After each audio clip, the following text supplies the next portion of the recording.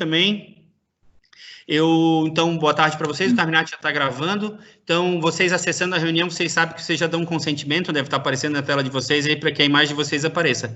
Quem não quiser que apareça, é só desligar o vídeo e o áudio ali, não tem problema, tá? Só lembrando que é um grupo de discussão, então a intervenção, a interação é bem importante e produtiva, né? Para o objetivo do grupo. Ontem estava marcado que o Carminati tinha disponibilizado para nós o acesso ao link para a aula do professor Fábio Nakamura, na disciplina do professor Fabrício ali do Cefid. Então, eu participei e antes de dar a minha opinião, eu queria conversar um pouquinho, se vocês toparem, porque o que ele abordou ontem, de alguma forma, me poupou trabalho, né? Porque eu ia fazer um resumo daquilo que a gente entende como limiares para prescrição a partir do VPT. Então, foi um bom resumo. Eu acho que o Juninho estava presente ontem, Juninho. Não cheguei a participar. Ontem eu não consegui participar. Não participou. Então, acho que estava só o Jairo, o Zé Fernando, o Carminati, eu vi o Gui também, mas o Gui não está hoje aqui, né? Então, eu queria, se fosse possível, ouvir um pouquinho a opinião, talvez começando pelo Carminati, o que achou da palestra, pontos que tu destaca, Carminati. E aí, cada um, se puder, dar um toquezinho para... A gente vai se ajudando para quem não viu a palestra ontem, né? Para que de repente desperte o interesse para buscar esse vídeo assim que estiver disponível, de repente até o Carminati, acho que tem contato com o Fabrício, de repente poderia compartilhar com a gente daí. Pode ser assim? Pode. Então tá. Como é um assunto, a gente está vendo aqui no nosso grupo, e estou há algum tempo começando então a me familiarizar com todo esse método, e eu também foi mais uma oportunidade de aprender mais algumas coisas, ou ajudar a entender esse método. O que talvez, eu até tomei nota, assim, de que me chamou a atenção. Ainda que o perfil de fazer 3 ou 4 cargas, ou daqui a pouco a gente vai ver se no futuro vai dar para trabalhar com menos cargas para fazer o perfil e fazer uma estimativa de um RM, que é uma coisa que eu achava que também era bastante forte assim do método, essa informação, esse objetivo. E pelo que vimos ali, tem esse objetivo, mas o Nakamura tratou de colocar que talvez seja mais importante trabalhar mesmo com a velocidade para o treinamento, e talvez tenha menos erro, né? Não que tenha mais acurácia, é o método VBT para trabalhar com a velocidade e tomar decisões de fazer o número de séries, ou fazer talvez um ajuste da carga se ele tiver com uma fadiga residual. Então, que com uma amostragem da velocidade que ele está antes de começar a sessão propriamente dita, né, ele consegue então administrar um treino que estava programado, ou fazer um ajuste nessa programação. E esse foi um ponto assim que para mim ficou bem importante para usar esse método com essa finalidade, né? Mas outra coisa que também acho que para mim chamou a atenção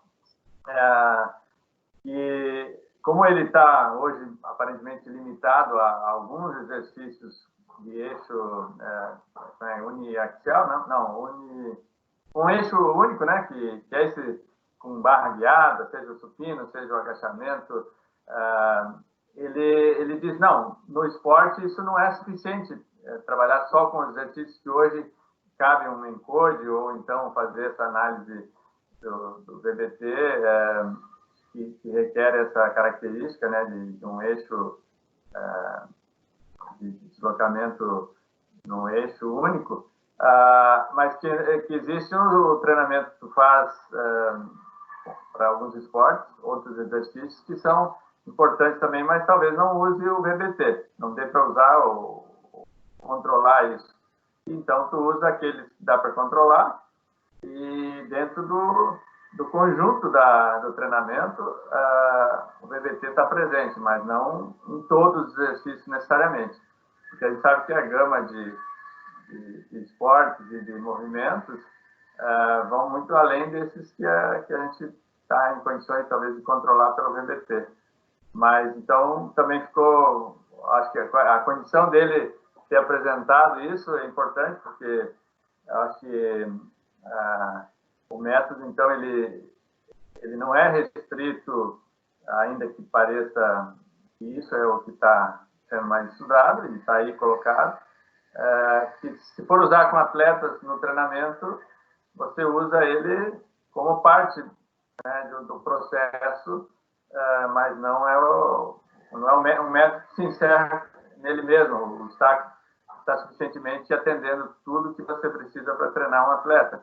E claro que para aquelas pessoas que buscam talvez mais saúde ou algum treinamento também mais controlado, mas que queiram ficar restrito a esses exercícios que o VBT dá conta de controlar, tudo bem. Mas lá a gente sabe que a gama de treinamento em vários esportes vai ter outras tantas necessidades de movimento, de treinamento de musculação ou de treinamento de força, enfim, e treinamento resistivo, que talvez o método não contempla. Bom, eu gostei, como acho que todos ali já na reunião de ontem manifestaram, o Nakamura é muito didático, assim como você, Vladimir. Eu tenho certeza que quem já viu você explanar aí esse método, ou outras vezes explicando, você também tem muita didática. Então, ontem o Nakamura também, com muita propriedade, facilitou para quem não tinha noção ali na sala conhecer o método e não deixou de aprofundar aquilo que tinha que ser aprofundado, mas acho que foi uma boa noção, uma boa aula sobre o VBT, né? E a aplicação dele. Mas eu tomei nota. Chamou a atenção esses dois pontos que eu comentei, de modo geral. Show de bola, Carminati. Eu assino embaixo o que tu falou aí. Obrigado pelas tuas palavras aí. A gente se esforça, nem sempre consegue, né? Mas eu também gostei muito e eu sei exatamente do que tu estava falando, do que ele levantou a questão lá, que a complementação entre diferentes métodos ali. Eu acho que foi muito legal o que ele falou. Eu vi que aqui levantou a mão o Vilcinho e depois quem tinha levantado a mão o Zé Fernando também. Então, pela sequência, se quiser falar... Oi? Quem quer falar, se é o Vilcinho ou o Zé Fernando, então tinha os dois levantado a mão. Pode ser, Zé Fernando, tranquilo. Então, desse pessoal que acompanhou ontem, no final eu faço alguma contribuição aí. Tá bom? Valeu. Tá legal. Fechou, tranquilo. Obrigado por você dar a vez aí. Eu combino o que o Carminati colocou. Eu gostei bastante, principalmente da perspectiva de você estar trabalhando no VBT. Eu acho que os exercícios que são mais funcionais para a modalidade que você está se propondo a trabalhar no esporte de alto rendimento. O VBT talvez não contemple todos os exercícios que você precisa trabalhar de força, mas a combinação, por exemplo, que ele colocou de pliometria com VBT, né, essa combinação é importante, né, para que você tenha um desempenho.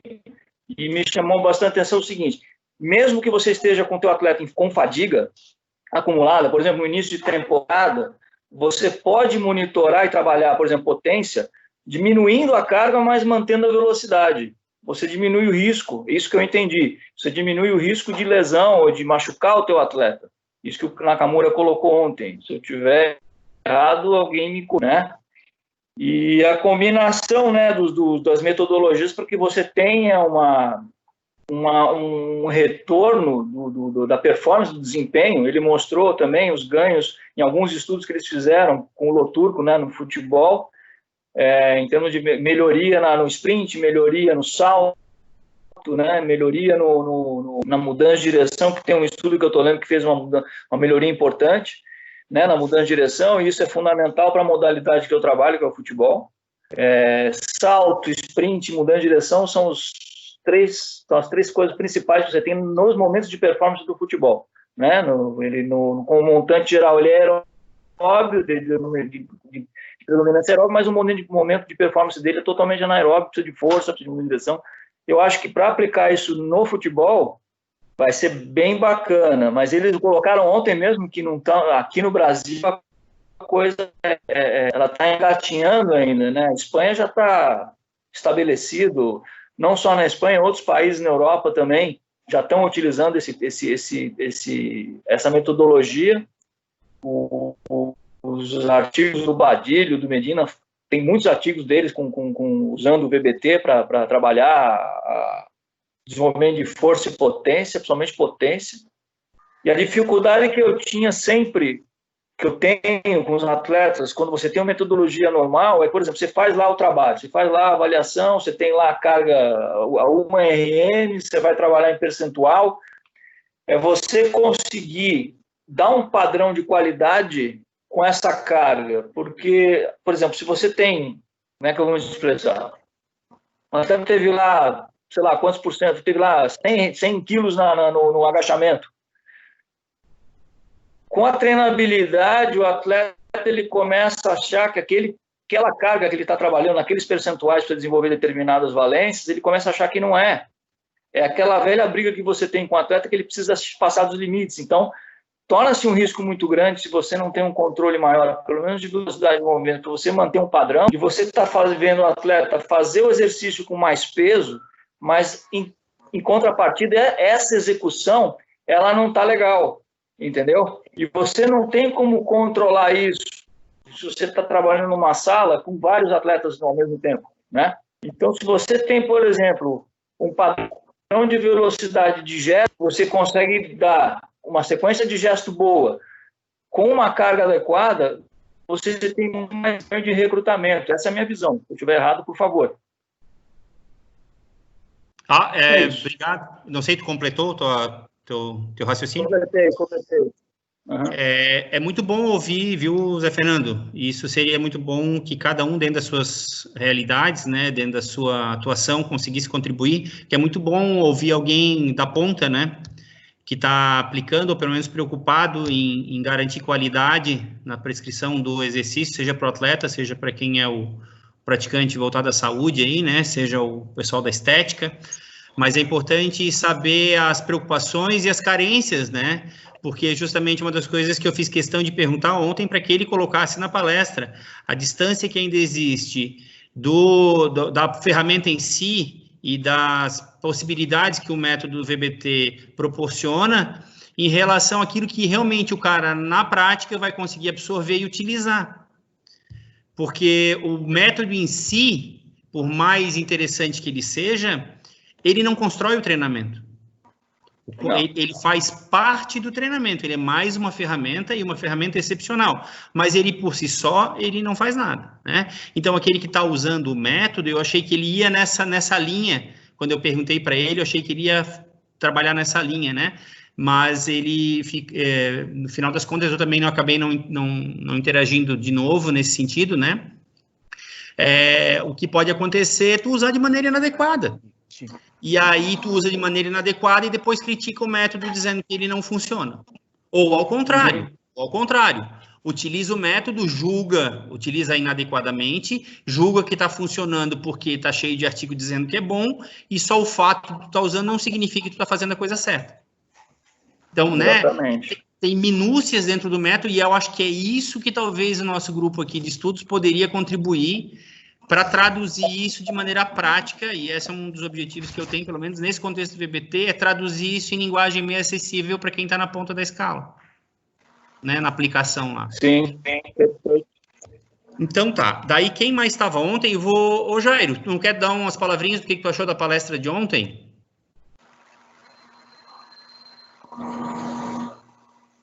O Jairo está sem áudio, eu esqueci.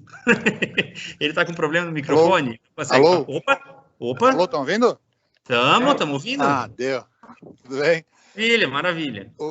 Então, como a gente já está há um tempinho estudando um pouquinho isso ali, foi um resumão do que tu vem falando, né? O que eu achei bem interessante foi quando ele falou da atuação, que como ele está trabalhando lá com o pessoal do Handbeat, né?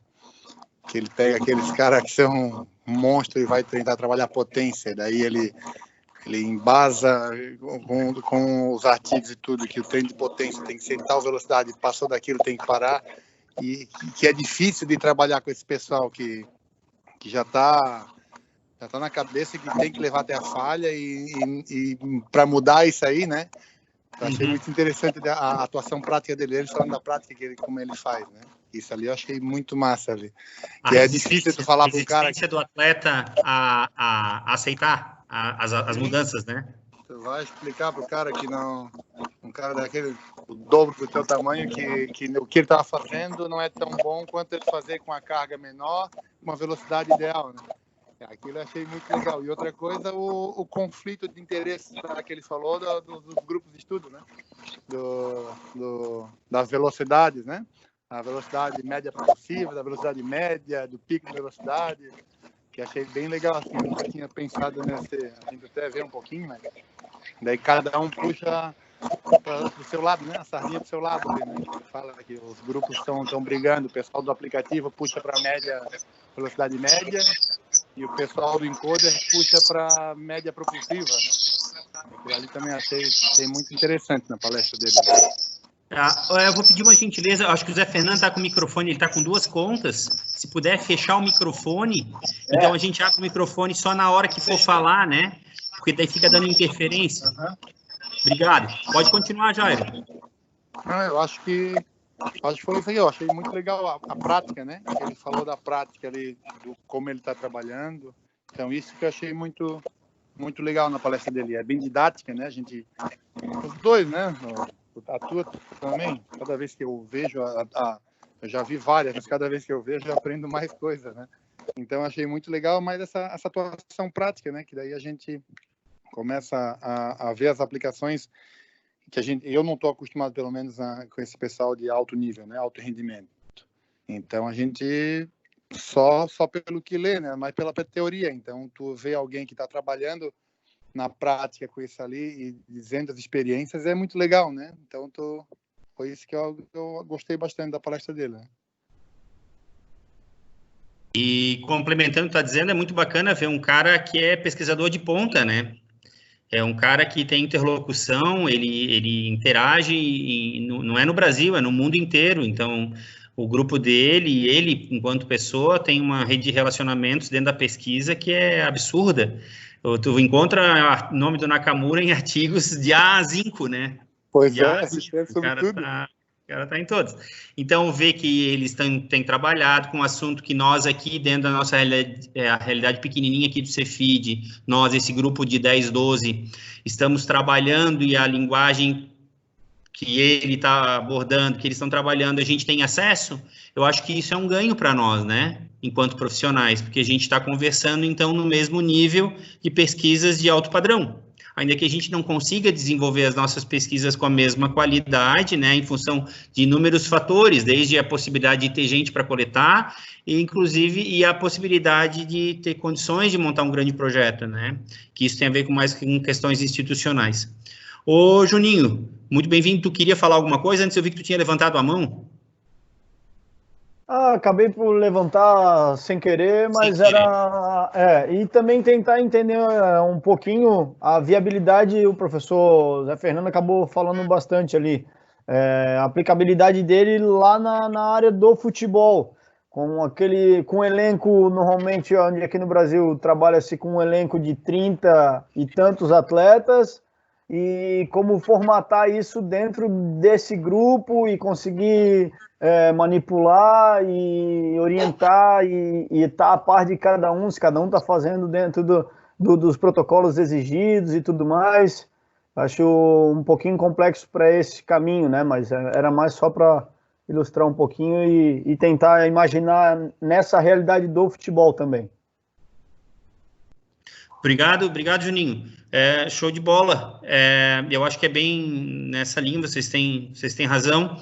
Essa parte do controle de carga, eu acho que é uma das grandes vantagens, né? Porque, querendo ou não, especialmente a ciência é uma linguagem que ela exige rigor no sentido do positivo no sentido daquilo que é quantitativo, é numérico. eu preciso dimensionar, né, aquilo que eu estou fazendo, né? Então, para quem trabalha com esporte, e não só o esporte, né, mas aquele que está preocupado com o rendimento, em medir esse desempenho, o desempenho do seu aluno, do seu atleta, a gente tem que sempre correr atrás de ferramentas que por mais que ainda exijam um monte de cautela ou muita cautela, né, que não estejam absolutamente definidas, como lembrou o Carminati, que em cima do que o Nakamura tinha comentado, que é um método que não se encerra em si mesmo, mas ele serve como mais um instrumento para garantir a nossa atuação enquanto profissional, para que a gente não dependa da opinião do atleta para condicionar a nossa atuação, ou não dependa só da opinião do atleta, vou refazer, né, porque a gente também não pode... no meu entender, a gente não pode desprezar a conversa, o tete-a-tete, né? O trato com o atleta no dia a dia, desconsiderar aquilo que ele está sentindo naquele momento, só porque um teste que aparentemente é seguro ou confiável me deu uma determinada resposta. Então, é um conjunto, por isso que até hoje a percepção do esforço ela continua sendo utilizada, porque ela né, as coisas se complementam, no meu ponto de vista, né? Eu não sei se mais alguém quer comentar, então eu vou situar só, o Jonathan acho que não assistiu a palestra ontem. Pode ver? Oi? Não, só para, então, antes de você, talvez, ou não sei se o Jonathan vai falar, mas só rapidinho também, porque o importante, eu acho, ressaltar para quem está hoje ou não assistiu ontem, mas que o Nakamura reforçou que é importante muito mais estudos e grupos, e possivelmente isso se encaixa bem no nosso grupo aqui de estudos, as pesquisas de grupos diferentes do grupo que hoje talvez tenha maior concentração de publicações, que é o grupo espanhol, né, que são os pioneiros, mas que ele diz que está na hora de... Tem que ter mais... não necessariamente para provocar o contraditório, por contraditório né, mas, enfim, há necessidade, sim, de talvez ter menos monopólio, que hoje parece, deu a entender que está mais na mão de um grupo forte lá da Espanha, né, e que são pioneiros, né, nas publicações, mas que ele entende que precisa ter mais grupos estudando, inclusive no Brasil e outros países, e aí se encaixa bem em algumas coisas que a gente pode potencialmente fazer e vai fazer, e até mesmo com parceria do próprio Nakamura, que eu tenho certeza que se precisarmos chamá-lo para nos para somar conosco ou dividir algumas ideias e tentar tratar de alguma pesquisa que, né, com a experiência também que ele tem, que a gente vai poder com certeza contar com ele, ele vai dar suporte, vai nos apoiar naquilo que a gente precisar. Mas o grupo está no caminho certo. Eu acho que você, com certeza, ele também manifestou quando você falou da sua tese, né, que ele ainda não leu, mas com certeza deve caminhar para ele. Se tu não tem o contato, eu te coloco, mando o contato, porque eu tenho certeza que ele vai gostar da tua tese e vai ser mais um ponto de conexão aí para futuras conversas com ele, pesquisas em parceria, enfim. Uhum. Eu concordo contigo, Carminati. Especialmente a gente tem que pesquisar, especialmente se a gente gosta do assunto, né? Lembrando que esse grupo não é só para trabalhar com o VBT, a gente pensou em musculação como um todo, né? Que é só uma parte do VBT. Ela está realmente em alta, essa metodologia, esse método está em alta, então por isso que a gente acabou começando o grupo, as reuniões com esse tópico. Provavelmente hoje vai ser a última reunião desse bloco, que a gente já está na 8ª reunião aí virtual, vai ser a última reunião que a gente vai falar sobre VBT nesse bloco. Daqui a um tempo a gente volta a falar, né, que vai aparecer outras coisas aí com certeza, mas isso que ele falou, que o Carminati lembrou agora, é fundamental, especialmente para que o contraditório apareça, né, porque senão a gente fica só concordando com as coisas e ninguém, se não tiver mais pesquisas, o contraditório talvez nunca apareça. E se não aparecer com mais pesquisas, é porque de fato o fenômeno, ele é um fenômeno realmente a ser considerado como verdadeiro, como legítimo, né? Se vocês toparem, então eu vou fazer um resgate, então só ambientando o Jonathan, acho que o Juninho também, mas acho que já entenderam, né, o próprio Hermínio, ontem teve essa palestra, então, como eu estava dizendo no começo da reunião, do professor Fábio Nakamura, da disciplina do professor Fabrício, do Cefid, né? E aí o Carminati gentilmente disponibilizou o link para a gente teve acesso, porque não teve nenhum tipo de convite, assim, né? Então, disponibilizou o acesso, foi muito bacana. Então, o professor Fábio Nakamura abordou tópicos relacionados ao VBT, que passou por um breve histórico também, os conceitos principais e aplicações no dia a dia, especialmente da pesquisa, né?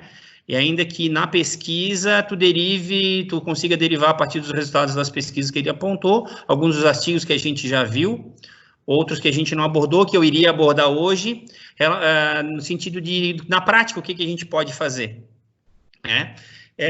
Eu acho que o modelo que a gente fez a última vez com o Gui eu achei muito bacana, e a gente pode ainda, se vocês quiserem, se vocês acharem bom, a gente pode pegar 1 ou 2 artigos ainda, se não for em próximo encontro, num outro momento, a gente discutir o ponto a ponto dos artigos, inclusive os artigos que o Nakamura apresentou ontem, porque é claro que ele tinha um tempo limitado e uma quantidade muito grande de assunto para falar, e não podia se ater muito restritamente a cada assunto, né? E ainda assim ele conseguiu dar uma visão bastante ampla do fenômeno.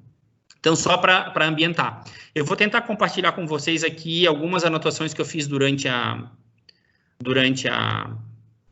fala dele ali, né? E vamos ver se eu consigo... Vocês estão vendo, não? Todo mundo vendo? Sim, para mim tá normal. Sim, para mim Pontos, palestra Nakamura, é isso? Então, tem alguém que não está vendo? Todo mundo vendo? Sim. Sim. Então, o que ele abordou lá, né? Eu vou rapidamente, depois a gente vai batendo bola. Acho que essa nossa conversa vai dar mais uns 20 minutinhos aí. Depois a gente pode se encaminhar para ir encerrando. Oi. Consegue aumentar a fonte ou não? Eu consigo aumentar. É nós, né, Carminati? Deixa eu ver aqui, formatar. Eu acho que no bloco de notas eu não consigo. Exibir, zoom, ampliar. Vamos ver. Formatar ali, meu caro. Formatar, acho que tem fonte. Dá uma olhadinha. Formatar, fonte. Bloco de notas, vamos ver. Vai. Essa minha máquina não está muito santa assim, não. Aqui. Melhorou, Carminati? Olha o comando aí. Ainda. Aí. Deu certo? Aí. Uhum. Tá. Então, para os cegos do castelo, a gente ampliou aí um pouquinho. Gente, então, só lembrando, passou pelo VBT, que nasceu na Espanha, a gente já tinha conversado, né? Achei importante ele resgatar essa coisa que a gente já tinha comentado, sobre a questão da motivação do desenvolvimento, que levou ao desenvolvimento do Velocity Based Training, né? Que é para dar uma alternativa à realização das séries durante os treinos, a realização de séries até a falha concêntrica para garantir algum esforço válido para a melhora do desempenho e adaptações fisiológicas e neuromusculares, né? Então, como a gente já tinha abordado também em outras reuniões, o pressuposto principal, e ele falou basicamente é a relação carga-velocidade, que é talvez a principal fonte de pesquisas hoje, né? É justamente a relação carga-velocidade e o que pode ser derivado desse fenômeno. Além disso, eu achei que é justamente onde se encaminhou isso mais na parte final da reunião, lá da aula, quando eles estavam tratando a partir de limiares, né? Que é a segunda premissa que acabou não sendo apresentada e que a gente já conversou aqui no grupo, é que existe uma queda não intencional da velocidade de movimento em séries realizadas até a falha. Então, né, são os dois pressupostos ou as duas premissas principais. Uma que existe uma relação entre percentuais de um RM e a carga, e a outra é que existe uma queda não intencional.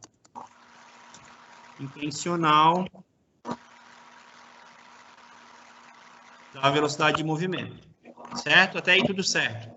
Ele passou por tópicos da relação se é linear ou se é curvilínea, Então, só resgatando o que ele falou, que, em teoria, e muito do que vem em apresentação, às vezes, do método, acaba abordando curvas de característica não linear, mais tendendo a curvas de característica polinomial, polinômios de segunda ordem, né?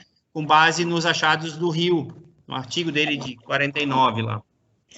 Se a gente for resgatar esse artigo, a gente vai ver que quando a carga é expressa em quilograma, com relação à carga externa, né, e a velocidade desenvolvida, nos achados de Hill já aparece uma reta, e não uma proposta curvilínea, que teria mais relação, essa curva mais curvilínea, essa relação mais curvilínea, ela se manifestaria mais para a força medida lá no músculo in vitro, né? Então, é um daqueles artigos que a gente vai discutir daqui a um tempo. Então, essa relação, já desde aquela época, a relação entre a carga externa, aquela carga do implemento, a carga que a gente levanta, o peso que a gente desloca, já desde sempre ela é conhecida como linear. Por isso que ela se aplica bastante bem. Apesar disso, alguns, especialmente o artigo original lá do González Badillo e do Sánchez Medina, de 2010, eles propõem uma equação lá que é um polinômio de segunda ordem, né? Um polinômio, uma regressão polinomial. Mas, se a gente for ver, ele lembrou bem o Nakamura que, se a gente usar a parte útil da curva, que são os percentuais de um RM ali entre 30% e 40% de um RM até 85%, 90%, a gente vai ver que é muito mais linear, ou atende muito bem a linearidade. Todo mundo me ouvindo? Tá tudo certo? Eu acho que o Hermínio está com o microfone aberto. Se tu puder fechar, Hermínio. Daí, se for falar, só levantar a mão, não tem problema. Tá. Tinha alguma interferência? Pode ser. Então, vamos lá. O Hill mediu a força in vitro, né? O VBT, ele falou que está dentro de um dos domínios, né? Até vai ser legal se o Carminati quiser contribuir um pouquinho nessa parte, porque ele considerou a prescrição do exercício resistido como domínio terciário. E o que ele quer dizer com esses domínios, né? O quanto que é possível transferir as adaptações de uma determinada modalidade para que seria secundária, ou nesse caso, o exercício terciário, segundo a opinião do Nakamura, e com certeza ele está fundamentado em alguma literatura, né? Ele considerou, então, a prescrição do exercício resistido como terciário e o VBT, no final das contas, acaba estando associado mais a isso. Ou seja, quanto que eu ganho lá na musculação, no exercício resistido, trabalhando com VBT, ele até citou lá um valor, eu vou recordar para vocês, ele falou em 20% se eu tiver de ganho, por exemplo, de força ou potência na sala de musculação, que talvez isso, é claro que ele usou um exemplo só, né? Talvez eu transferisse 1, 2, 3% para um método ou uma modalidade cuja finalidade é, no final das contas, a melhora de desempenho, né? Então, é isso que ele quis dizer. Só para resgatar nesse ponto, quem for assistir é um ponto legal. Quer contribuir alguma coisa nesse sentido, Carminati? Não, que existe essa transferência, existe, mas que ela não é na mesma magnitude, como você trouxe o exemplo que ele deu, né? Isso. Muito mais, talvez, o ganho vai acontecer lá no método, mas quando ele vai para o desporto, para o gesto motor esportivo, isso, né, o desempenho, enfim, haverá um ganho, claro, bem menor, mas a transferência existe, só que em outra magnitude. Uhum. Show de bola. Ô, Jonathan, nesse sentido, tu é o cara do salto aí, quer contribuir com alguma coisa sem querer te botar na fogueira? De repente, transições aí da melhora na sala de musculação, com salto, alguma coisa? Quer contribuir, meu amigo?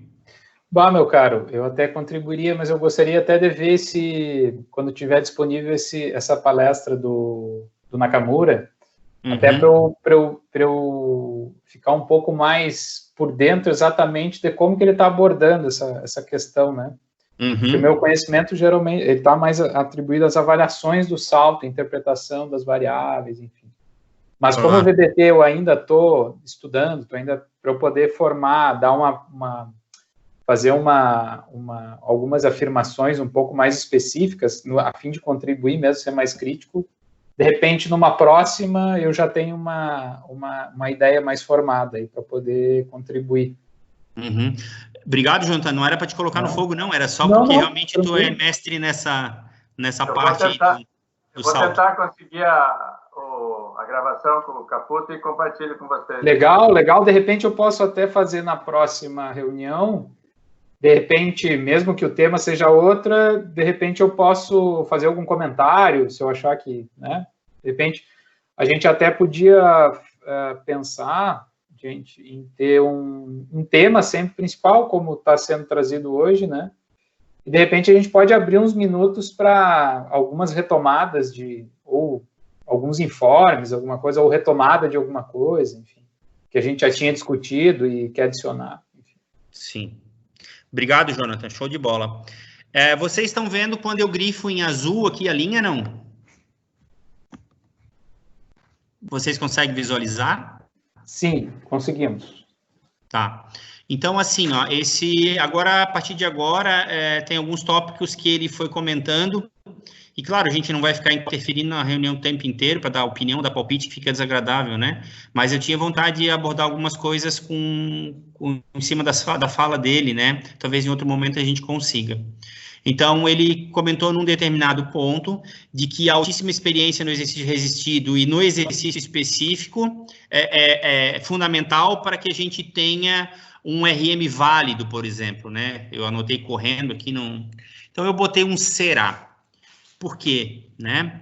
O que será que ele quis dizer com isso, né? Estava dentro de um contexto das especificidades, dentro das modalidades, e o que eu tenho observado na literatura, especialmente com relação ao VBT, né? Que ele se aplica, né? Independente da experiência do avaliado no exercício resistido, obviamente ele tem que ter alguma experiência, né? Porque se a gente for pensar que o cara tem que ter muita experiência, tanto no exercício resistido como um todo, quanto no exercício específico, se ele tiver que ser um expert, a gente não conseguiria reproduzir esse método, né? É claro que ele levantou essa questão para que a gente tome cuidado na hora de estabelecer, por exemplo, perfil carga-velocidade, a partir de um RM, se a gente não tiver absolutamente certeza que ele um RM válido. É isso que ele chamou atenção, e nesse sentido eu concordo absolutamente, né? Concordo totalmente.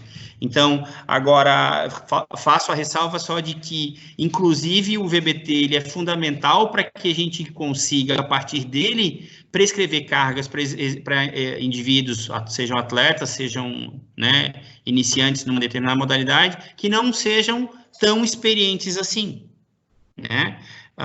Porque, de novo, em princípio, o fenômeno ele vai se reproduzir.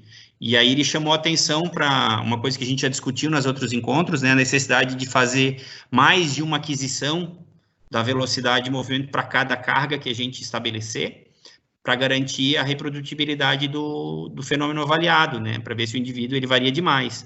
Se essa variação estiver muito grande, a gente tem que, aí sim, né, a partir dali, talvez a gente possa julgar que é necessário ter alguma maior experiência.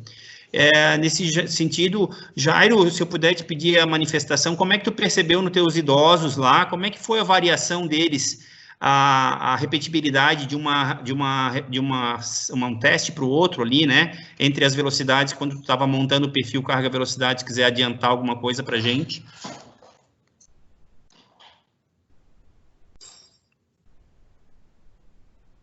Estão me ouvindo?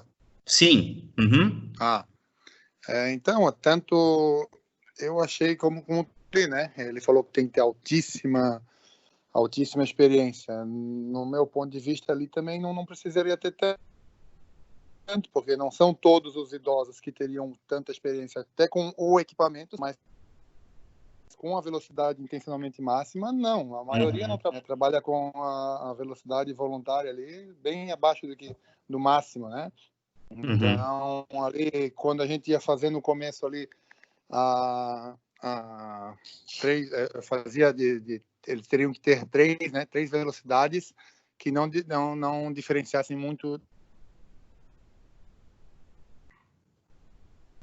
Estamos ouvindo, Jair? Foi a conexão do Jairo ou foi a minha? Estou indo. Acho que foi a do Jairo, porque eu estou ouvindo. Eu estou ouvindo. Pode ser. Foi a minha. Foi a minha rede está caindo aqui. A minha rede. Então, eu acho que ali, pelos idosos, pelo que a gente fez ali...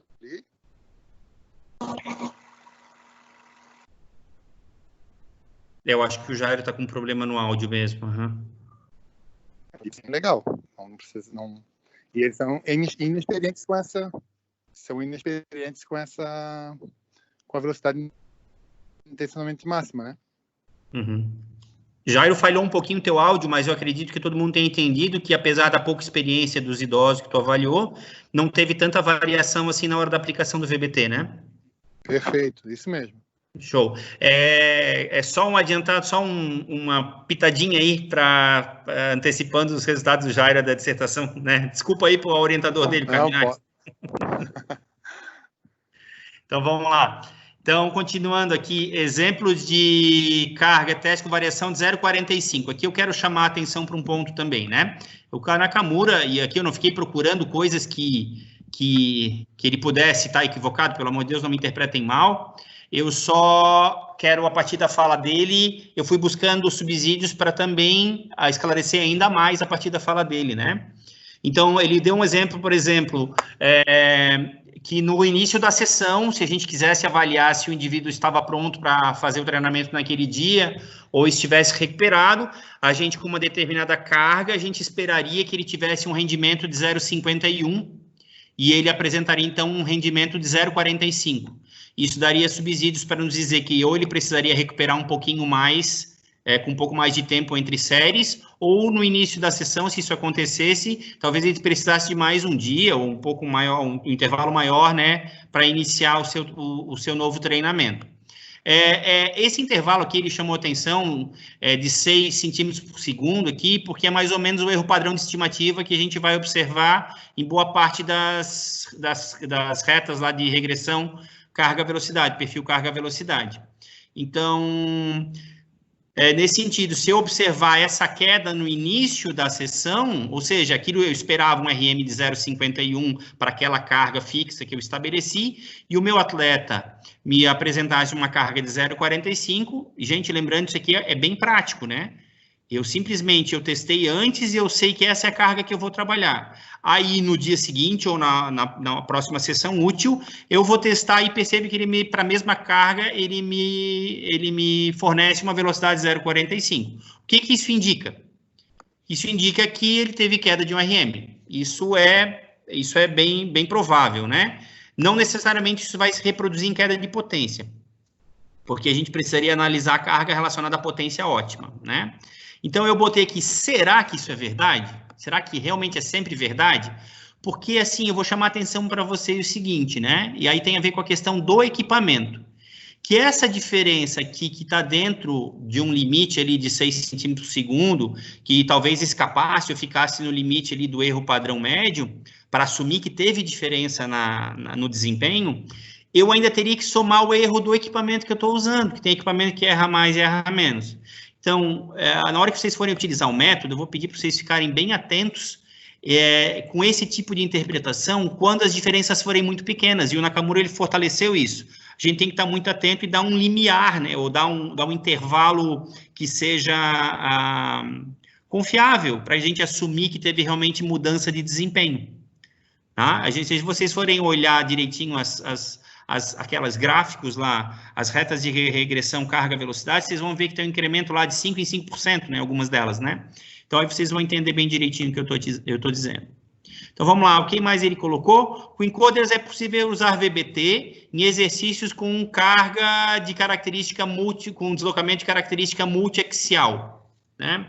Então, com aquele pouco que a gente conversou na sessão anterior ao encontro com o Gui lá, que a gente falou sobre os tipos de equipamento, que alguns têm uma cordinha, né, que ele acompanha a ida e a volta do movimento. Deixa eu voltar aqui para a minha tela.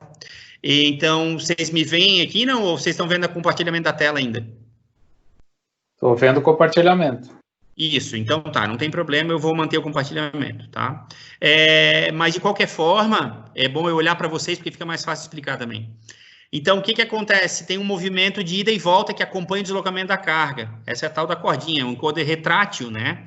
Então, é nesse sentido que o Nakamura está falando, que com esses encoders, diferentemente das medidas com vídeo ou com acelerômetros ou unidades de medida inercial, como push, lá o push que ele falou, ou beast, que são equipamentos diferentes, que a gente também viu naquela aula, que a gente comentou sobre os diferentes equipamentos. Ele diz que com o encoder, em princípio, a gente poderia fazer a medida da velocidade com deslocamentos de característica multiaxial. Multiaxial, só para deixar claro, é quando o deslocamento ele acontece em diferentes ângulos, não é só para cima e para baixo, quando a barra ela desloca angularmente, né? Então, meu ponto de vista é que a prerrogativa, isso tem mais de um artigo apresentado na literatura, eu posso compartilhar depois com vocês, exatamente como é que é o funcionamento do encoder e quais são os princípios que devem ser respeitados na utilização da medida com esse tipo de equipamento. E uma delas é que a medida deve ser sempre com deslocamentos uniaxiais, ou seja, é para frente e para trás ou para cima e para baixo. Pode ser na diagonal desde que vai e volta, né? Vai e volte, mas não pode ter um deslocamento em relação a, como é que eu vou explicar? Se for na diagonal, o encoder tem que estar virado, ou seja, que vai ser a mesma coisa que se estivesse na vertical. Então, deslocamentos diagonais, por exemplo, não são possíveis, vai ter algum erro. Quanto maior o deslocamento angular, maior o erro vai ser na hora da transferência dessa medida para velocidade linear. Um pouquinho diferente do que o professor Nakamura tinha comentado. Eu não sei se foi exatamente isso que ele quis dizer, mas é isso que eu anotei. Muito importante, ele ressaltou o artigo do SEIO, de 1985, que já aponta, já naquele momento, que a velocidade intencionalmente máxima, ela é a melhor indutora de fadiga.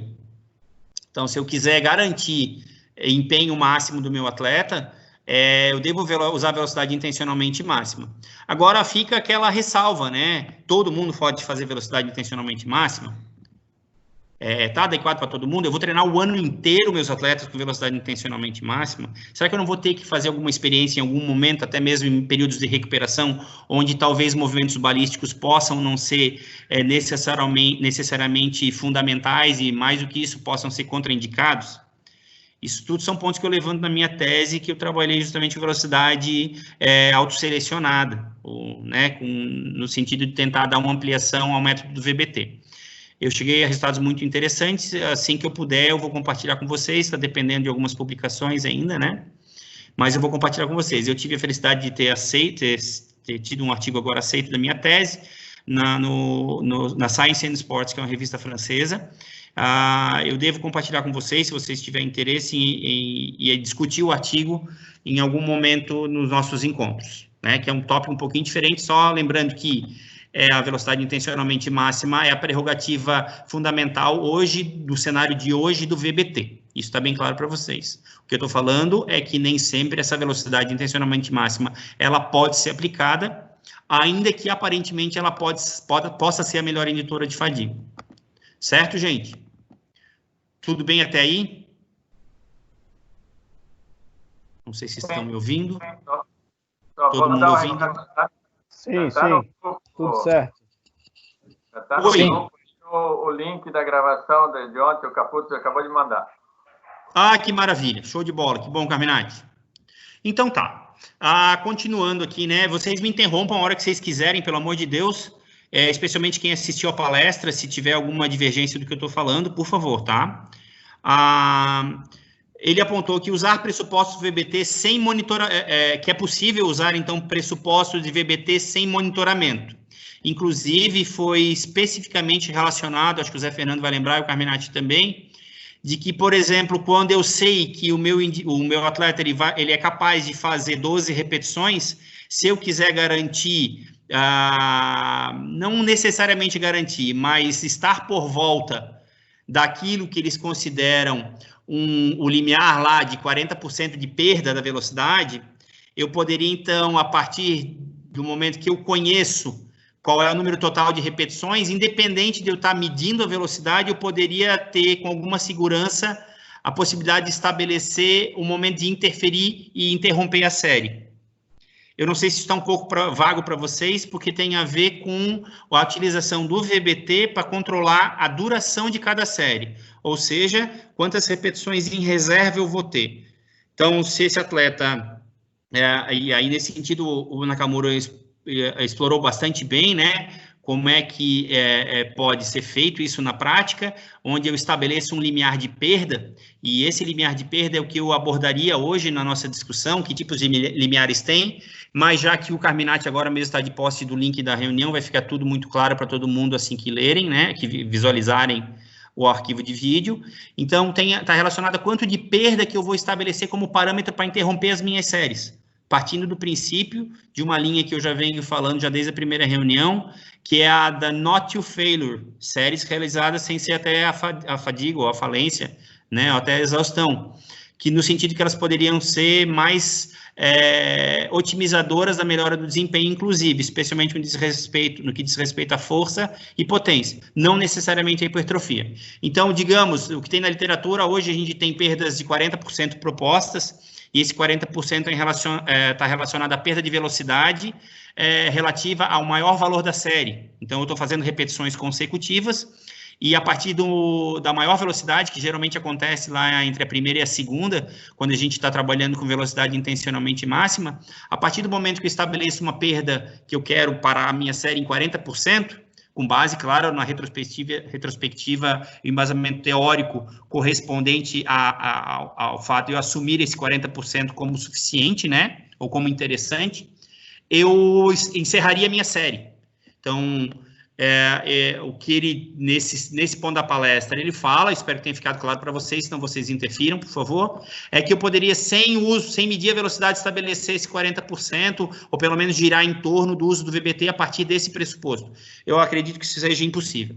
Né? Se com o VBT já é complicado a gente dimensionar uma série, e aí o Guilherme, que é um aluno do Fabrício ali, né, orientando acho que mestrado, vai trabalhar com VBT também, levantou o ponto de que como é que eu posso estabelecer um limiar, e eu achei que ele foi bem feliz nessa colocação, como é que eu posso estabelecer um limiar para encerrar minha série com base em percentual de queda da velocidade, se eu de fato eu não conheço o total de repetições que seria possível fazer. Né? E sendo que para um mesmo percentual de um RM, como a gente já conversou em outros momentos, para o mesmo percentual de um RM, diferentes indivíduos vão fazer diferentes números de repetições. Isso é bem importante. E é uma tarefa árdua para quem vai estudar VBT, conseguir a partir desse momento, na prática, chegar a limiares que possam determinar com segurança e efetividade o ponto para encerrar uma série. Muito bem. Ele entrou em outro ponto. Alguém quer contribuir nesse sentido? Ficou com dúvida em cima do que eu falei? Falei muito rápido, talvez? Depois a gente retoma. A zona ótima é VBT? Eu vou pedir para vocês não cansarem muito da minha voz, a gente conseguir interferir, né? Carminati, se puder me dar uma ajuda nessa parte, vamos fazer um bate-bola aí com relação ao uso da zona ótima para a prescrição de treino, né? E a relação com o VBT, pode ser, meu amigo? É que eu não consigo, como eu não trabalhei nunca com musculação, assim, ser uma pessoa que domina isso, e também hoje eu estou bem afastado dos treinamentos de equipes ou qualquer treinamento, né? Uhum. Não tenho essa zona ótima, eu já vi muitas oportunidades, né, ser comentada, tem sido estudada, tem sido utilizada, mas eu não tenho essa vivência, então eu não consigo trocar essa figurinha contigo. Não sei se o Jonathan ou se tem alguém aí que... Isso, fica aberto para quem quiser falar aí. Acho que é um ponto interessante, talvez o Zé Fernando, que trabalha com potência lá no esporte também, se quiser contribuir. Desculpa, Carminati, não era para botar na fogueira de novo, hoje eu não tô bom nisso aí, né? Vocês me perdoem. É realmente só para contribuir.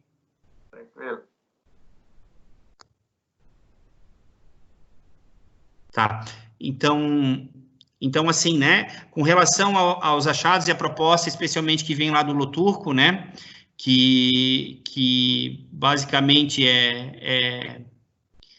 é o cara que está mais trabalhando dentro desse conceito de zona ótima, e que a partir dos achados dele, junto com o Nakamura e o grupo dele, chegaram a um valor lá que pode ser, em princípio, especialmente a partir da fala do Nakamura, poderia ser generalizado como sendo a velocidade de movimento associada à carga referente à zona ótima de potência como sendo de 1 metro por segundo, né? Então, a discussão que ele apresentou lá, não sei se para quem estava acompanhando ficou claro, é que existe uma discussão se zona ótima é VBT, né? Porque, em princípio, eu acho que tu usa o VBT para chegar na zona ótima. Eu acho que essa que é a questão, né? Então, talvez o VBT, no meu ponto de vista, ele pode ou não ser zona ótima, ou método de zona ótima, porque dependendo da interpretação de quem estiver utilizando, né?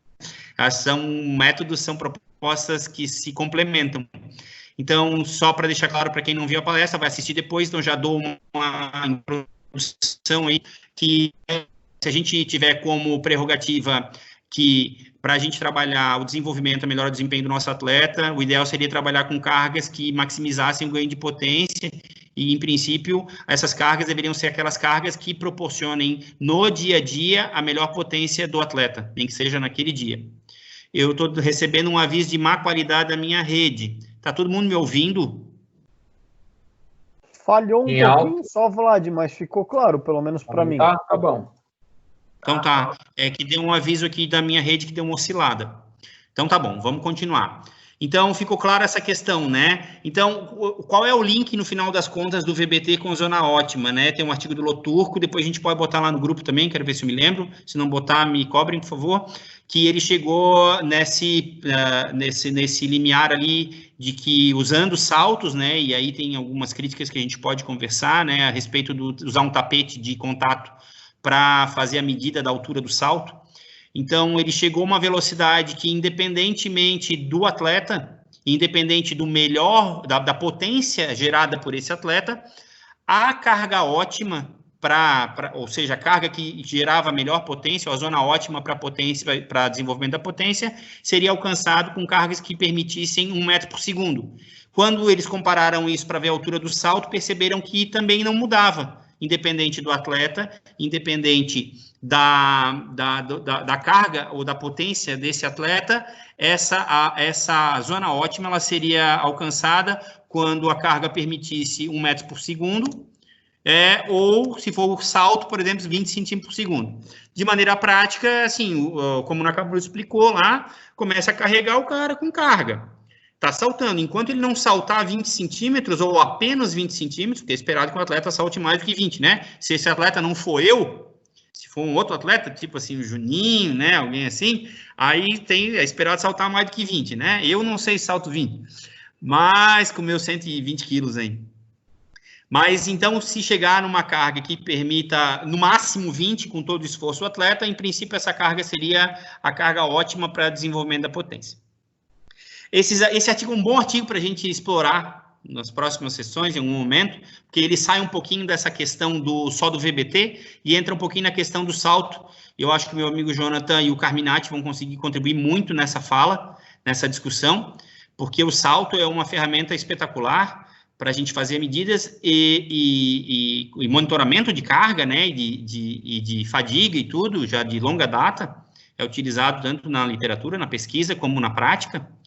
E a gente vai entrar justamente na questão do salto. A gente tem algumas novidades para apresentar para vocês. Eu vou apresentar junto com o Jonathan no Encontro Propício, um artigo que acabou de ser publicado, que a gente teve a felicidade, depois de um bom período de bate e volta nas revistas, de um método novo aí para fazer a avaliação da altura do salto de atletas, levando em conta a massa corporal, que ficou um negócio do ponto de vista, sempre a gente gosta dos próprios projetos, né?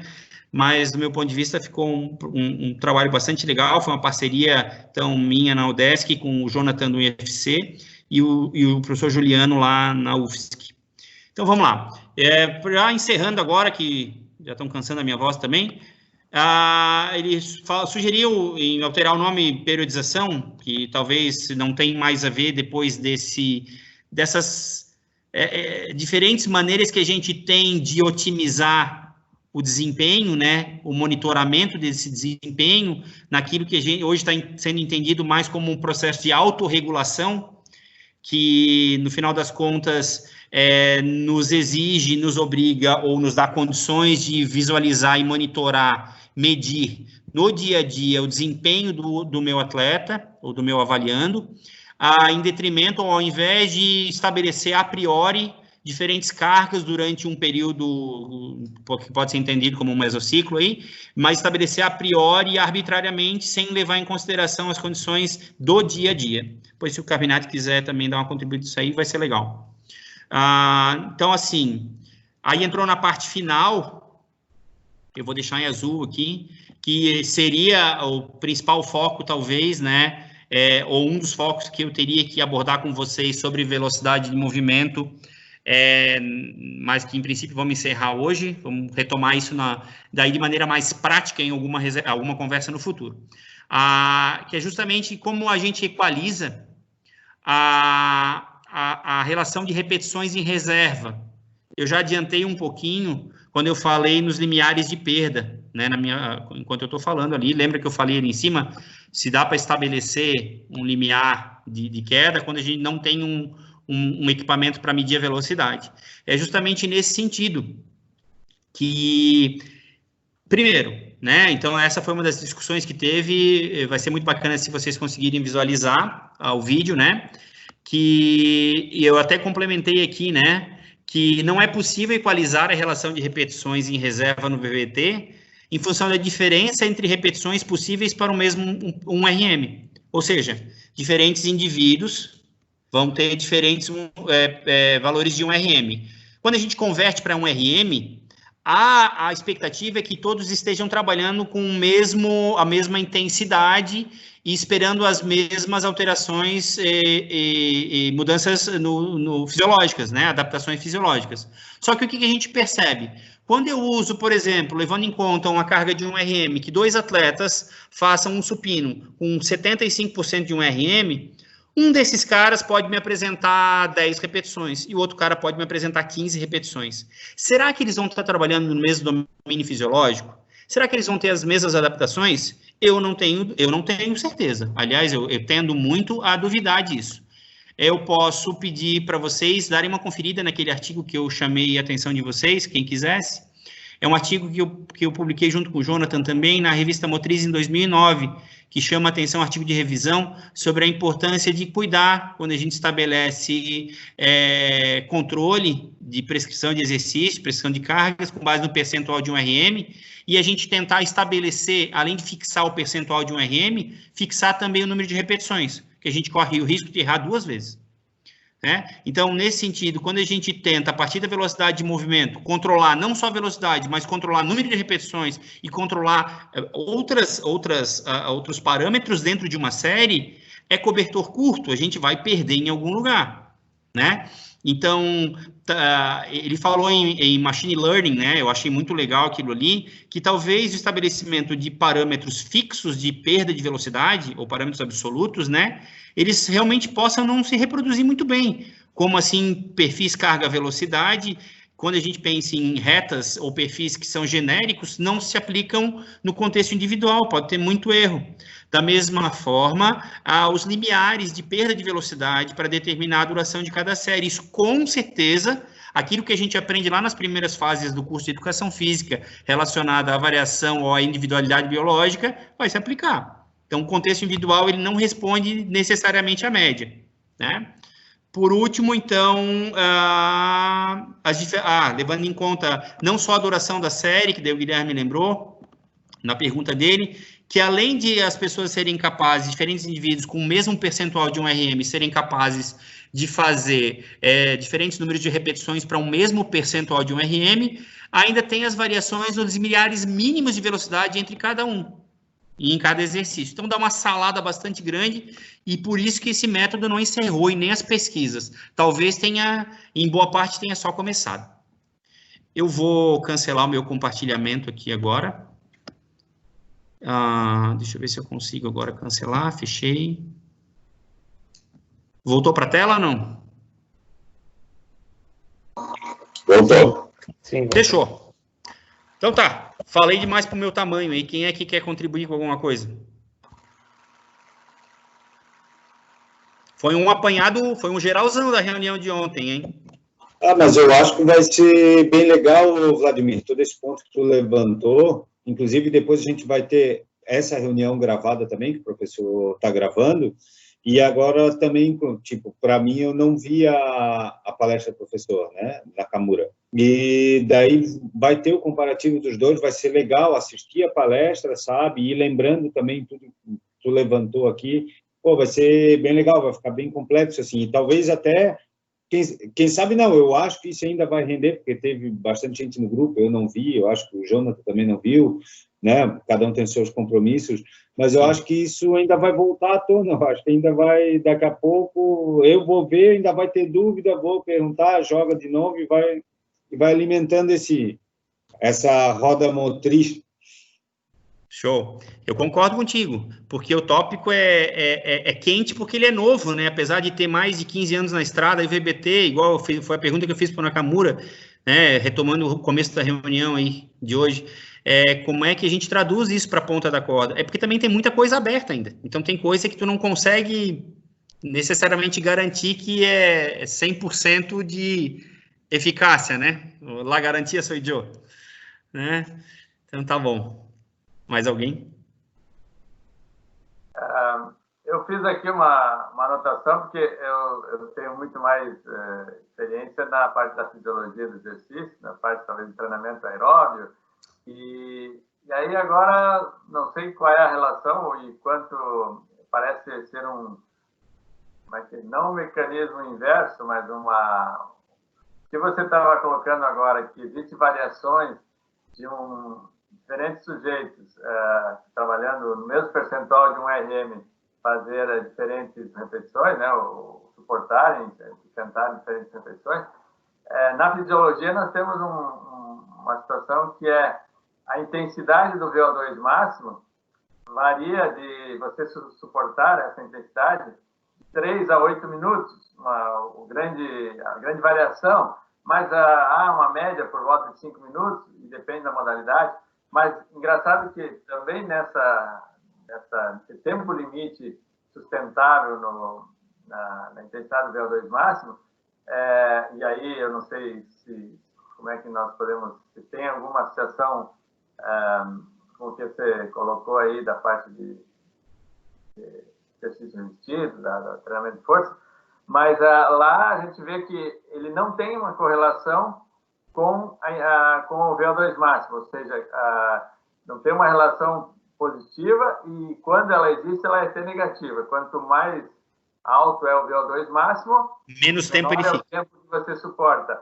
Mas ela não é treinável no sentido assim, eu faço hoje 5 minutos na intensidade do meu VO2 máximo. Se eu estiver mais treinado, eu vou para 6, 7 minutos. Não. Isso não é, essa progressão não existe, ao contrário, se acontecer talvez uma adaptação, vai ser para menos tempo, ou porque você subiu o VO2 máximo, ou esse tempo poderá ter uma resposta negativa. Mas foi um ponto assim que eu queria entender, porque não é uma área que eu estou acostumado, né, ainda tanto familiarizado. Quando você fala isso, onde que está... qual a explicação para essa variação, né? Se é o tipo de fibras ou é o treinamento? Aí eu te pergunto para tentar entender essa variação, por que ela acontece, se é individualidade genética de fibras ou é mais o treinamento de submáximo que levou a adaptações diferentes para sustentar mais ou menos repetições para um percentual de um RM. Isso tu tá me sacaneando, né? Acho que tá devolvendo a sacanagem, né? Mas vamos lá, porque é a pergunta que ninguém respondeu ontem, né? Inclusive o Nakamura não respondeu, que ele não sabia como dimensionar, então, um ponto da série ou porquê, como é que isso seria equalizado, né? A partir de que princípio? Eu vou te dizer aquilo que eu acredito. Eu realmente aposto nas diferenças entre os percentuais de tipo de fibra em cada grupo muscular, que isso vai entre os indivíduos, né? E isso, com certeza, não só o tipo de fibra, mas as características predominantes das unidades motoras daquele indivíduo. Então, se ele tiver mais fibras tipo 2, 2A, 2B, independente ali, mas ele tiver mais unidades motoras com maior limiar de excitação, ele pode ter um comportamento diferente na hora de ter repetições em reserva. Quando ele vai adicionando a partir, né, se a gente for levar em conta o princípio do tamanho, na hora de recrutar essas unidades motoras para continuar garantindo a resposta à demanda do esforço, né? Então, o reflexo, no final das contas, a resposta, ela vai variar de indivíduo para indivíduo, não só de acordo com o treinamento, talvez o treinamento nesse sentido tenha menos, no meu ponto de vista, talvez tenha menos efeito. O que vai ter mais efeito, apesar da possibilidade de interconversão de fibras que advém com o treinamento, né? Mas a resposta maior, ela parece ser mais inata, é uma característica realmente individual, e talvez comece a fechar um pouco com o que tu falou dentro da fisiologia, que não é a minha escola, né? Não é a minha escola, que não é treinável para cima, é treinável para baixo, né? Então, a adaptação de um lado desadapta do outro. Então, essas mudanças, eu não acho que a gente consiga garantir. E, por isso, cada vez mais, eu vejo como desaconselhável monitorar série com base em repetição.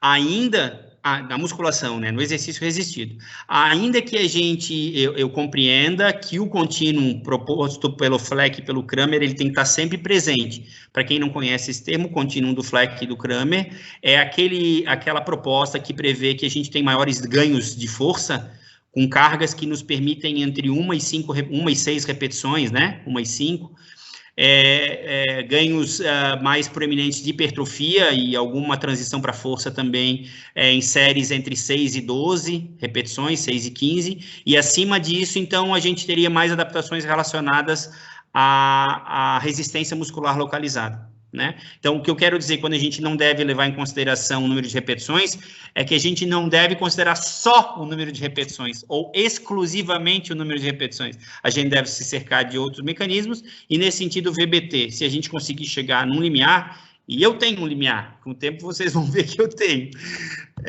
para apresentar como uma alternativa e garantir que aquele é um ponto da série que vale a pena ser encerrada, porque ela vai, com certeza, proporcionar ganhos que eu estou esperando. Não sei se eu expliquei, Carminati, mas, do meu ponto de vista, eu apostaria, de fato, a certo ponto no treinamento, mas especialmente a individualidade no que diz respeito à distribuição distribuição percentual diferente em relação aos tipos de fibra em cada agrupamento que estiver ativo no exercício. E, além disso, as características dos calibres dos neurônios motores das unidades motoras. Então, acho que é por aí. Minha opinião. Por favor, contribuam com as suas opiniões, né? Eu acho que não só isso, até a capacidade individual de cada um de ressíntese, do ATP, de várias questões fisiológicas ali que vão interferir diretamente, que vai influenciar diretamente nessa questão, né, de número de repetições que ele consegue fazer ou não. Eu acho que se já teve treinamento antes, se já foi treinado, se não foi treinado, às vezes nem sabe se o cara já foi treinado ou não, né? Tem a questão de, tipo, mesmo que a pessoa passe tempo sem treinar, a quantidade de mitocôndria na célula muscular vai ser maior, então ele vai conseguir fazer uma ressíntese melhor do ATP, então ele vai ter uma capacidade, digamos assim, ele vai conseguir fazer 1, 2 repetições a mais, talvez, até a característica do cara sentir ou não a fadiga, tem gente que faz aí e não sente nada, né, e continua, tem gente que gosta de sofrer ali, tá? Então, realmente a variabilidade é bem grande nessa questão. Não é muito meu chão, desculpa se eu tiro a vez de alguém que iria falar, não é onde eu me sinto mais confortável em falar, sobre as cadeias dos fosfáginos aí, né, com relação à ressíntese de ATP-CP, mas, em princípio, do meu ponto de vista, me corrijam se eu estiver errado, não dá tempo de a gente depender da ressíntese de ATP e CP nesse tipo de exercício, porque ele é de curta duração e alta intensidade. Eu não sei se essa capacidade do indivíduo, ela realmente vai influenciar na duração da série. Acho que tem outros fenômenos que são mais responsáveis, né, por isso, mas é só a minha interpretação. Carminati, se quiser dar um socorro aí. Não, eu acho que do que você falou, eu então não parece que eu entendi que o treinamento, o lastro de treinamento, talvez até de resistência muscular localizada, que me pareceria, talvez pela lógica que a gente vê no treinamento aeróbio, o treinamento de capacidade aeróbia, para colaborar para treinamento de potência aeróbia, ou enfim, ter condições de repetir mais vezes o treinamento intervalado em alta intensidade. Se, pelo que eu entendi, talvez na parte de exercícios de força e exercícios, enfim, nessa área, não é essa adaptação prévia ou ter um período anterior mais de treinamento de resistência não daria essa condição de suportar mais repetições. Parece que tu não tem essa, não vê dessa forma, não vê essa influência tão forte, né? E sim mais a parte da individualidade, então, de fibras e essa outra parte de potencial de ação aí das nossas neurônios, enfim, dessa parte que você falou. É isso mesmo? Eu entendi. Exatamente. Claro que eu vou reformular, talvez, para esclarecer um pouco mais a minha interpretação.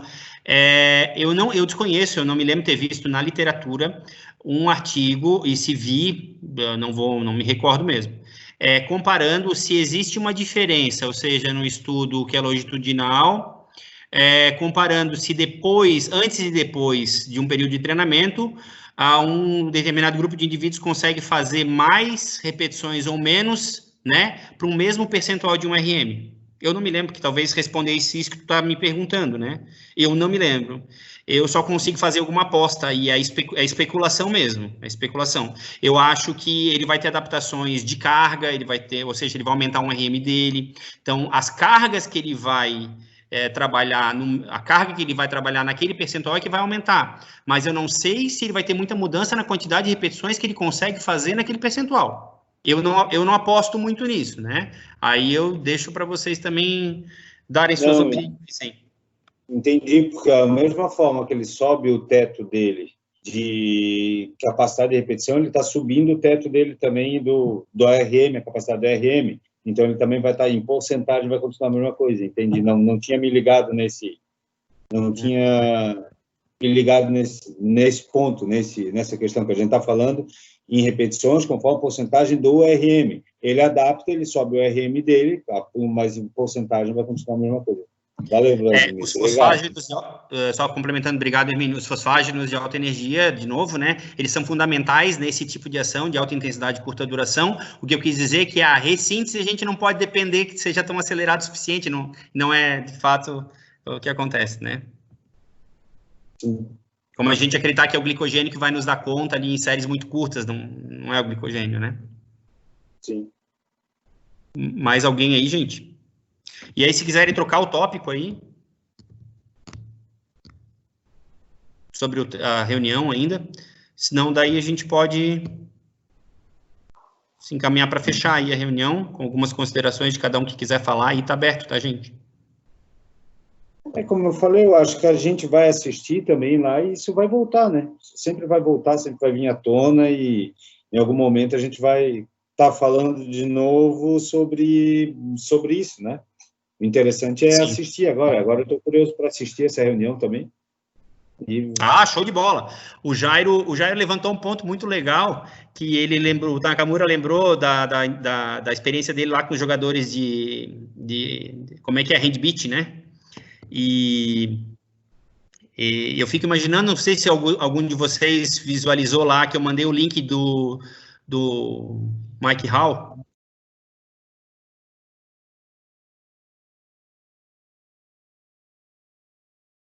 Levantando pela primeira vez na história, um ser humano levantou 500 quilos de levantamento terra. Essa ali é outra espécie, né? Isso ali é outra espécie, não é ser humano, aquilo aí é outra coisa, eles têm que dar um outro nome, né? Não é ser humano, né? Eu levantava meus 200 quilinhos lá e já me borrava todo, né? Então, 500 quilos é um absurdo, né? Um absurdo, né? Então, eu fico imaginando...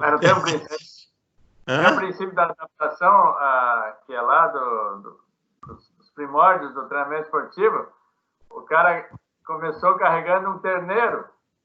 E Milon de cada dia Crotona. ele carregava o terneiro, a ponto que quando estava um boi, ele estava carregando o boi. O Milon de Crotona. Isso aí é da história do treinamento. Da adaptação. Então, eu fico imaginando prescrever, imagina esse cara, né, treinar com um maluco desse, prescrever o exercício, e aí a gente vê a especificidade, aí é onde que tu tem que usar o bom senso para quem tu vai usar o VBT também, né? Porque tu imagina tu dizer para ele que ele não pode treinar com intensidade máxima. Não, ele vai fazer menos do que ele pode. Esses caras, eles nunca fazem menos do que eles podem. É sempre no limite. Por sinal, eles vivem quebrados, vivem machucados, né? Mas é o esteroide dá conta de muita coisa, né? O esteroide dá conta de muita coisa. Então tá, mas... só para vocês saberem, o recorde de supino também no banco tá em 500 quilos, tá? Vocês já pensaram o que é 500 quilos em cima do peito? É um Fusca. É um Fusca em cima do peito. O negócio não é brincadeira, não, cara. O negócio não é brincadeira. Tá louco. Mas tá bom, gente. Podemos encerrar, então. Eu vou agradecer demais, de novo, a participação de vocês. Hoje a gente estava num quórum um pouco menor, né? Teve até a Ana Paula participando aqui hoje. Diferente, né? uma intrusa no grupo aí. E, então, agradecer demais a participação de vocês. A gente precisa, né, como grupo, se a gente quiser se fortalecer, eu espero que o que a gente está fazendo esteja contribuindo para vocês, na vida profissional de vocês, de alguma forma, porque da mesma forma que a gente tinha conversado sobre o método, o grupo em si, ele não se encerra para isso, né, não se encerra neles, ele tem que gerar frutos, né? Então, se um dos frutos pudesse ser melhorar a intervenção de vocês enquanto profissionais e a troca de ideias, para mim está cumprida a tarefa. Eu vou, nos próximos encontros, talvez a gente resgate, eu vou vendo com vocês, a gente vai interagindo no grupo, mas o quanto antes, se a gente for fazer mais uma reunião de VBT, a gente pode fazer, mas a ideia é passar para outros tópicos dentro do exercício resistido. Eu estou louco para abordar com vocês a parte de ajustes alométricos, né, alometria no ajuste de força. Eu tive a felicidade de publicar recentemente um artigo envolvendo alometria, uma revista internacional, então eu tenho algumas coisas para compartilhar com vocês. É um tema bastante interessante, é um tópico um pouco, talvez um pouquinho mais complicado de entender do que o VBT, a aplicação, né, que tem umas minúcias, mas eu acho que vocês vão gostar, é uma coisa que tem aplicação prática, ainda que a pesquisa, às vezes, ela se utilize um pouquinho mais. A terceira parte ainda que a gente precisa entrar é a questão de salto, então eu não vejo a hora de a gente começar a falar de salto também, que é fundamental, né, e isso vale para todo mundo, o Juninho lá no vôlei de praia, né, Juninho? O Zé Fernando lá no futebol, o Jairo com os velhinhos dele saltando lá, acho que não, né, Jairo? Acho que não, daí lá não. Mas o salto é uma ferramenta universal, né? Como a gente já tinha comentado, o Carminati tem uma boa experiência, montou o próprio Vertec, né, Carminati? O próprio Vertec. Tem uma das aulas do Carminati que a gente vai fazer sobre salto, né, Carminati? Então, pode falar, Carminati, pode falar. Não, Vladimir aceitou o convite aí, vai estar em 2 momentos aí na Cine Antropometria 2. Então, um vai ser com uma introdução ao VBT e vai ser em julho, aí depois eu aviso aí se alguém puder aparecer na aula, vai ser convidado. E depois nós temos mais uma previsão final do semestre, aí sim uma aula que esperamos que seja presencial, aí vamos explorar a parte de salto com o aplicativo, vai ter mais um produto aí que está lançando, logo vai para a Play Store, né? Que é um controle, não é uma classificação, é um salto, corporal, depois ele vai ter a oportunidade de falar mais sobre isso, mas estaremos fazendo também uma atividade prática aí. E é muito interessante essa parceria aí também para trazer mais qualidade para nossas aulas de computação e gerar pesquisa, vai gerar já está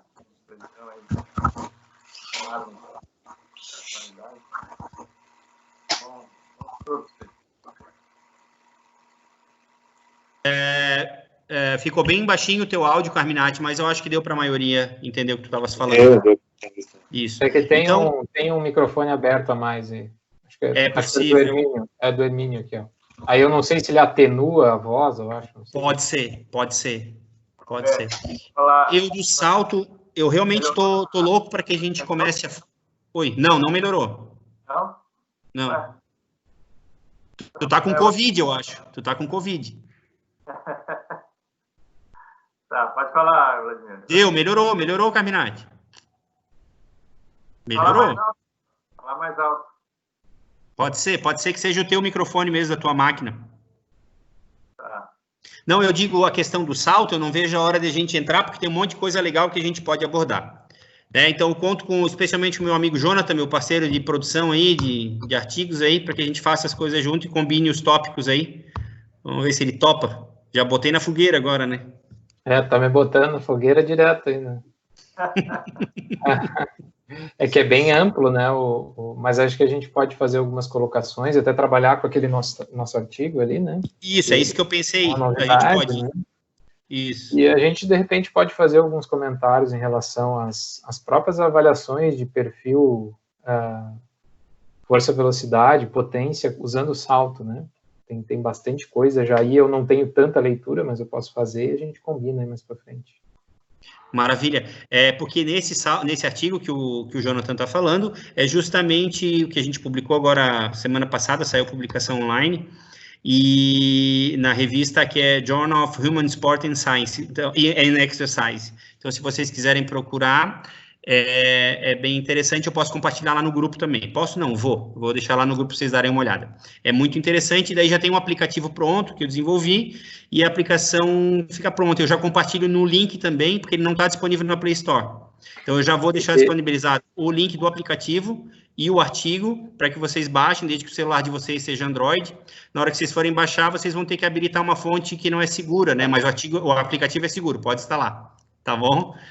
Então, daí depois, em outro momento, quando a gente vier a falar de salto, vocês dão um feedback, vocês já vão estar mais inteirados daí, que é uma coisa bem legal, vocês terem a leitura prévia.